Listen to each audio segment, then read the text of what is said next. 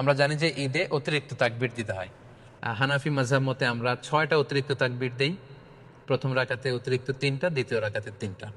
শাফি মাযহাবে অতিরিক্ত 12টি তাকবীর দেওয়া হয়। প্রথম রাকাতে 7টি, দ্বিতীয় রাকাতে 5টি।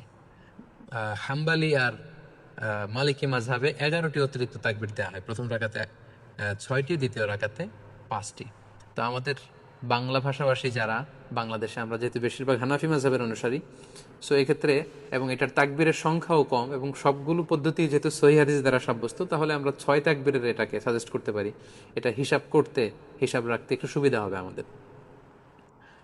ঈদের সালাতের পদ্ধতি আমি আগেই বলেছি 2 রাকাত।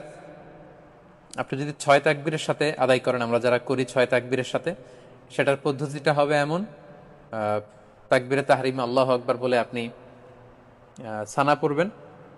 সানা পড়ে কেরাত পড়ার আগে আপনি অতিরিক্ত 3টা তাকবীর দিবেন, আল্লাহু আকবার, আল্লাহু আকবার, আল্লাহু আকবার।